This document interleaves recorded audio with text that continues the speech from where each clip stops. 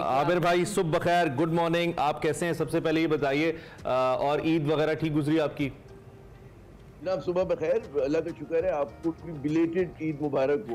वो आप शुरुआत की मंकी पॉक से बात की। जी। हमारी सियासत में बिजनेस हो रहा है आजकल बहुत ज्यादा।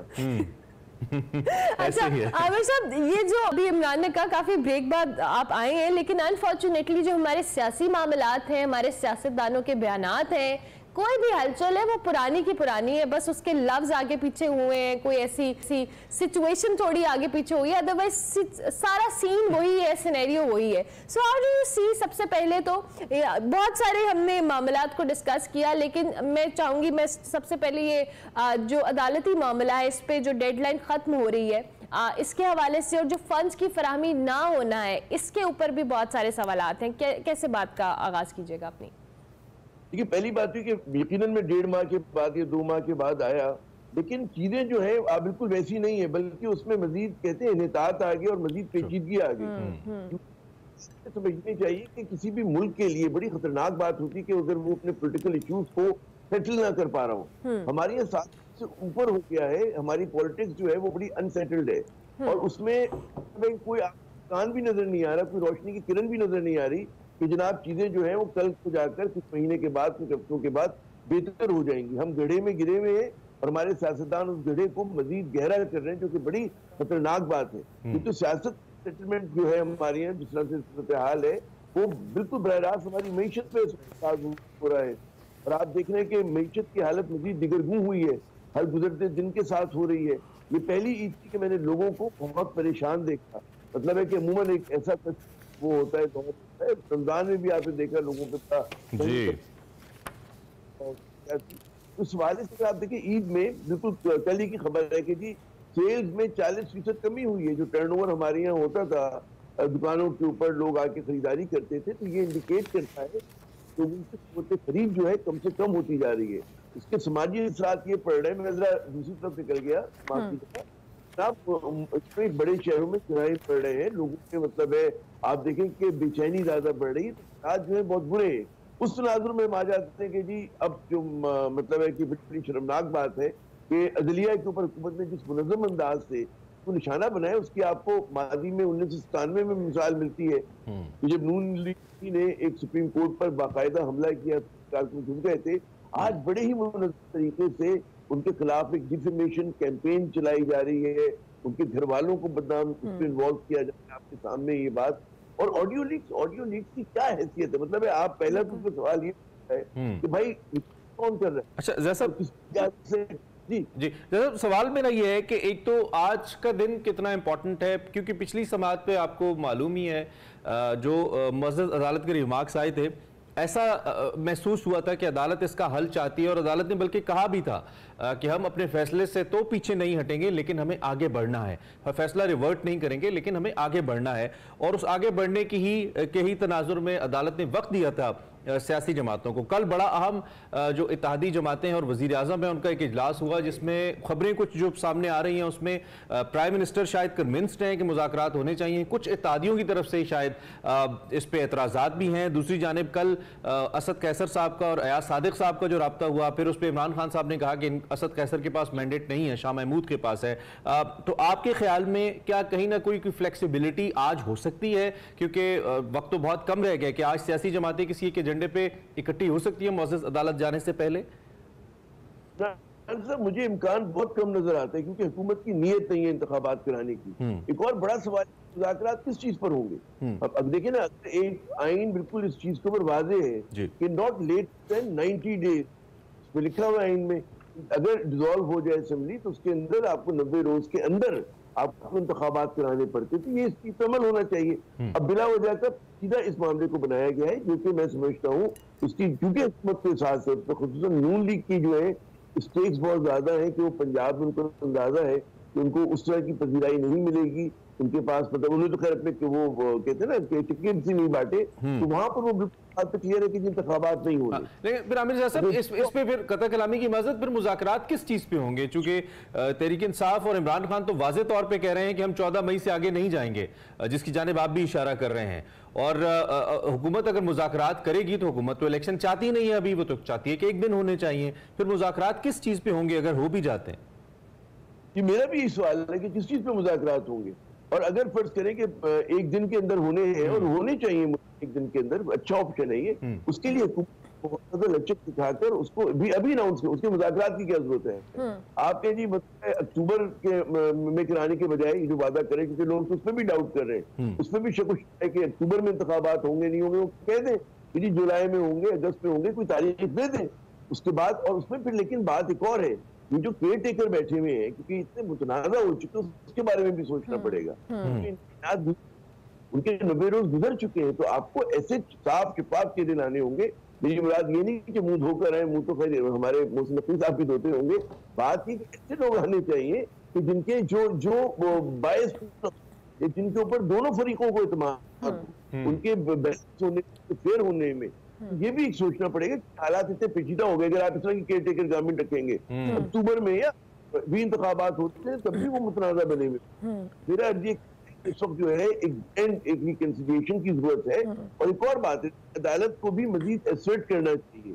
अदालत ने लोग तारीफ करेंगे जी अच्छा है कि मौका दिया, वरना अगर सिर्फ तो कानून था तो अदालत कहेगी जी ये आइन है, इसके तहत ये चीज होनी है और वो होनी है। तो मेरे ख्याल में और जो लोग तौहीन अदालत कर रहे हैं उनके खिलाफ कार्रवाई की जरूरत है। जब तक एक फर्म स्टांस नहीं होगा, और फिर इदारों को सुप्रीम कोर्ट की मदद के लिए आना चाहिए, जिस तरह माजी में आया करते थे। लेकिन इस पर तो मुझे लगता है कि क्योंकि हाउस डिवाइडेड है, हमारी तकसीम इतनी ज्यादा है। आप देखें ना, नून लीग में मतलब शाहिद खाकान अब्बासी उनका बड़ा मोतबर बड़ा नाम है, वो बिल्कुल किसी और साज में और सुर में गा रहे हो, तरकीब करें, उनको इस हाथ से दराक है कि जी हालात बहुत खराब है, और वो अकेले नहीं है इस काम में। उसी तरह पार्टी डाल के अगर आप इदारों में बात करें तो लोगों को तशवीश है और समझते हैं कि जिस राह पर हम चल रहे हैं वो हमें मतलब मसाइल के हल की तरफ नहीं लेके जाती। जी सही। अच्छा आमिर साहब, अभी आपने खुद भी इशारा किया कि इनके ऊपर हम तनकीद कर रहे हैं, जिन इदारों के हवाले से आप भी बात कर रहे हैं उनकी इंटरवेन करने से भी कोई मामला बेहतर नहीं, और वो अभी इस तरह से विलिंग भी नहीं है।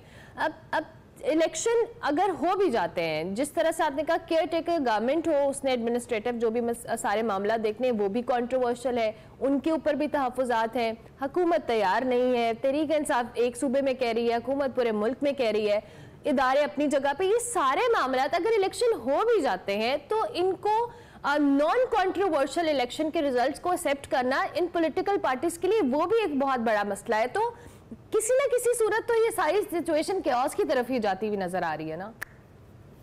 आपने बिल्कुल सही तजदिया किया, क्योंकि देखिए जब तक ये जो सियासी हिद्दत में कमी नहीं लाई जाएगी उस वक्त तक हालात सुझेंगे नहीं। मैं समझता हूँ कि हमारे यहाँ दो इदारे जो है। आपने सियासी हिद्दत कहा आमिर भाई, मुझे सियासी हिद्दत समझ आया।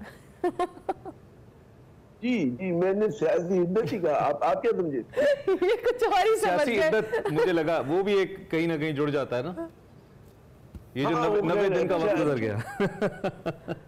जी जी जब इतना मिला तो इद्दत का केस लेकर आ गई। इससे आप अंदाजा कर सकते हैं कि हुकूमत के जहन में क्या चल रहा है, कितना उनमें शिकार है। मतलब घुंघरू तोड़ दिए हुकूमत ने। अगर आपको कोई और नहीं रहा, आप कह रहे हैं कि इद्दत हो गया, उनकी मुबैना बेच क्या क्या जाती मामला है, तो जाती मामला जिसके ऊपर मेरे ख्याल में बात होनी नहीं चाहिए, उसका तस्करी नहीं होना चाहिए। तो मेरा अर्जी कहना है कि इदारे कलीदी किरदार अदा कर सकते हैं सियासी इद्दत को, ए से मैं बोल रहा हूँ, इद्दत में कमी लाने के लिए तो सुप्रीम कोर्ट है। दूसरा, हमारी फौज बेशक न्यूट्रल हो गई है, बेशक वो ए पॉलिटिकल है, जैसे कि कल फरमा रहे थे हमारे डीजीआई इख्तियार साहब, लेकिन जब मुल्क तबाही की तरफ जा रहा हो तो उनको एक बॉटलनेक आ गया, जो बोर्ड फंसी हुई, इसको कहते हैं ना कि उसको हल करने के लिए, उस नॉट को खोलने के लिए, समझाने के लिए बच्ची को अपना किरदार अदा करना पड़ेगा।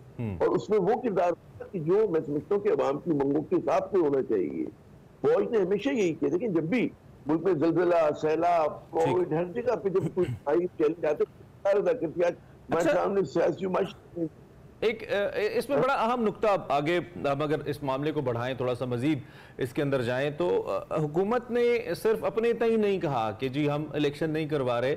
हुकूमत के जो मुख्तलिफ इदारे हैं जिन्होंने सारे अमल को एग्जीक्यूट करना है, उन्होंने अपना अपना जवाब जमा करवाया, जिसमें आमिर साहब you know better than me वजारत दिफा भी शामिल है। उन्होंने भी उन्होंने एक दरखास्त दायर की है कि इलेक्शन एक दिन होना चाहिए। इसके अलावा इलेक्शन कमीशन ने माजूली का इजहार किया। इवन इटसेल्फ अदलिया ने जो उनके पोलिंग एजेंट्स के लिए जब उनसे दरख्वास्त की गई तो अदलिया ने भी समहाउ इसका इजहार किया कि अवेलेबिलिटी नहीं है। फिर फंड्स का मसला भी दूसरी जानिब मौजूद है। तो ये जो सारे इंतजामी बैरियर्स हैं, इनको क्रॉस करने के लिए बहरहाल कहीं ना कहीं फ्लेक्सिबिलिटी तो चाहिए। तो ये जो तहरीक इंसाफ का मौक़िफ़ बहरहाल आईनी तो ज़रूर है कि जी 90 दिन के अंदर इंतखाबात होने चाहिए, लेकिन जिस तरह की सिचुएशन हुकूमत के सामने, हुकूमत की तरफ से अदालत के सामने रखी गई है, इसके बाद कोई फ्लेक्सिबिलिटी का पहलू आपके ख्याल में बेहतर है, बनना चाहिए तहरीक इंसाफ की तरफ से? चूंकि अदरवाइज तो ये डेडलॉक की तरफ जाता मामला नजर आता है और हुकूमत ने तो लगता है सरेंडर कर दिया है अदालत के सामने कि अगर कंटेम्प्ट लगती है तो लगे हमने फैसला नहीं मानना, वो ओपनली कह चुके हैं। देखिए, बिल्कुल आपकी दुरुस्त बात है कि लचक का मुजाहरा करना चाहिए, लेकिन सिर्फ पीटीआई को नहीं, हुकूमत को भी करना चाहिए। अभी सूरत हाल तमाम मका मतलब है कि हुकूमत और इदारे वो अलाइंड है और वो समझते हैं कि जी इंतखाबात नहीं होने चाहिए। इंतखाबात इसलिए नहीं होने चाहिए कि उनको मुस्बत नताइज नहीं मिलेंगे, उनको खदशा है कि पीटीआई जो है वो बड़ी पैमाने पर जीत सकती है, तो इसलिए वो इंतखाबात के खिलाफ है। लेकिन जब भी मैंने कि ठीक है, हमें अंदाजा है कि एस्टेब्लिशमेंट जो पीडीएम की उसी तरह हिमायत करी जिसने शुरू के दिनों में इमरान खान की किया करती थी जब वो हुकूमत में थे। तो फौज को जो है एक फ्लेक्सिबिलिटी उसको भी दिखानी चाहिए। वो फ्लेक्सिबिलिटी कि वो जो है, जब उन्होंने जैसे फरमाया, बड़ी अच्छी बात की डीजीआई IPR ने, तो मतलब है कि वो किसी वो मतलब है कि स्टेट जो होती है वो सबकी होती है और कोई उसके फेवरेट नहीं होता उनका, और किसी एक नजरिए को वो लोग कुछ नहीं कर रहे होते। बिल्कुल सही बात की। तो उसके अमल के उसके कहते हैं उसके अमली मुजाहरे की जरूरत है, और अमली मुजाहरा यही होगा कि इस मुल्क को फेयर फ्री इलेक्शन की तरफ लेके जाया जाए। तो इसमें जितनी रहेगी उसमें पाकिस्तान कमजोर होगा, इदारे मुतनाज़ा बनेंगे, मईशत मजीद बहाल होगी, और हम लोगों में जो तकसीम है वो बहुत ज्यादा बढ़ जाएगी। लोगों में नफरत का आप आलम देखें, लोगों से आप बात करें, मतलब है कि, और वो हर सूबे में है, हर बड़े शहर में है, हर पढ़ा लिखा पाकिस्तानी परेशान है। तो मेरे ख्याल में जिम्मेदारी आती है कि उस रिवायती किरदार से निकल के, बेशक आप अच्छी बात है कि आप नॉन पोलिटिकल हैं, लेकिन बाज़ औक़ात हालात पे जबर होता है कि आप भी जिम्मेदारी आयद कर देते हैं कि जी आप अपना किरदार अदा करें। जी, अपना किरदार अदा करें। अच्छा, क्विकली दो सवाल हैं छोटे छोटे से, आमिर साहब मैं जरूर चाहूंगी आप कमेंट कर दें। एक तो तहरीक इंसाफ ने जो टिकटों वाला मामला है, खान साहब के लिए थोड़ा दर्द-असर बना हुआ है, इसके पीछे जो मुझे लगता है एज एन एनालिस्ट आपको क्या लगता है कि क्या टेक्निकलिटी हो सकती है इन टिकटों की तकसीम के मामले पर? दूसरी जानिब जो MQM है उनकी जानिब से आप क्या देख रहे हैं, जो उन्होंने धमकी लगा दी है हुकूमत को, इत्तेहादी हुकूमत को? दोनों पे कमेंट कीजिएगा। हमेशा ये होता है कि नशिस्तें कम होती है और उम्मीदवार ज्यादा होते हैं, और हमारे यहाँ जो पॉलिटिकल पार्टी हैं उसमें क्योंकि उस तरह से इंटरनल डेमोक्रेसी नहीं है, और उसमें हमेशा से बड़ा, देखिए जो एक कहते हैं ना कि एक जमाने में जब हम तलबा सियासत किया करते थे तो जो शख्स ओहदे की आपका मुजाहरा करता था हम उसको कभी ओहदा नहीं दिया करते थे, ठीक है ना। और जो भी नजरियाती तंजीम उसी तरह काम करती है। हमारे यहाँ क्योंकि जिस तरह की जमहूरियत है उसमें बड़ा फ्लॉड डेमोक्रेसी है, उसमें जो जितना पुश करता है, जो जितना तड़प का मुजाहरा करते हैं, तो जाहिर है कि हमारी पार्टी ऑर्गेनाइज है, तो आपको यही तो करनी चाहिए। और इस तरह के मसाइल का सामना हर पॉपुलर पार्टी को रहा है माजी में और मजीद होगा। उसकी वजह से इमरान खान को इसको क्विकली हैंडल करें, क्योंकि अगर ये हुआ कि जी जिसको टिकट नहीं मिला वो उनके हल्के में खड़ा हो गया इलेक्शन करने, तो उनके वोट्स खराब होंगे। तो ये बात है, तो जाहिर है कि तशवीश बात है, लेकिन ये हमारी सियासत की रिवायत है, तो चंबे की बात है। ये बात है MQM की तरफ। MQM बड़ी मुश्किल में है। MQM ने एक अनपॉपुलर डिसीजन लिया है इस हुकूमत के साथ खड़ा होने का, क्योंकि कल तक वो जो है पाकिस्तान पीपल्स पार्टी को जिम्मेदार करार दिया करती थी कराची के अर्बन सिंह का, बिल्कुल सबको बात पता है ना। अब वो बेशक कहते हैं कि जी हम नून लीग के इत्तेहादी है, मरकज में इत्तेहादी है और सिंध में नहीं है, लेकिन लोग समझते हैं कि जनाब आप इस पूरा जो एक डिस्पेंसेशन है उसमें आप कलीदी किरदार अदा कर रहे हैं। अच्छा, उसमें कि ठीक है वजारतें तो मिल गई, कुछ फायदा भी हो रहा होगा यकीनन अफराद को, लेकिन जो कराची के अर्बन सिंध के मसाइल है वहां पर वो बिल्कुल बेबस है, वो कुछ कर ही नहीं सकते। बात ये कि 1 साल से ज्यादा हो गया, वादा किया था कि जी लोकल बॉडीज और जनाब सेंसस, कोई एक चीज पर अमल नहीं हुआ, ठीक है ना। तो अब इनके पास कोई फेस सेविंग है नहीं, लेकिन इनकी क्योंकि अपने अमल में आजाद नहीं है MQM, मैं नहीं समझता कि उसके बावजूद छोड़ने की जुर्रत की हिम्मत का मुजाहरा करेंगे, तो एहतजाज करेंगे, फिर मेरे ख्याल में उसी तनख्वाह पे काम करेंगे, वो सबसे शो ही हो जाए। आप अंदाजा करें, मैं कराची में रहता ठीक है ना, हम एक सेंट्रल लोकेलिटी में रहते तनख्वाह हैं। आमिर भाई बुरी तो नहीं है, गवर्नर है, मिनिस्टर्स हैं, तनख्वाह तो अच्छी है। मैं कह रहा हूँ, मैं जिस मोहल्ले में रहता हूँ और उसके पूरी आसपास की गलियों में कोई आया ही नहीं हमें गिनने, हमें किसी ने नहीं गिना। ठीक है, और ऐसे कराची में आधे इलाके हैं, ये मैं उसकी बात नहीं कर रहा कि स्लम एरिया की हम बात कर रहे हैं, ठीक कह रहे हैं आप, तो जहाँ ऐसे केसेस हैं, बिल्कुल ठीक है, इसको नहीं गिना, तो ये मतलब है ये आप ये जब ठीक है, आमिर ज़िया आप बीती है। ठीक है, ठीक है, आपका बहुत शुक्रिया आमिर ज़िया साहब, आपने अपना तज्जिया हमारे सामने रखा।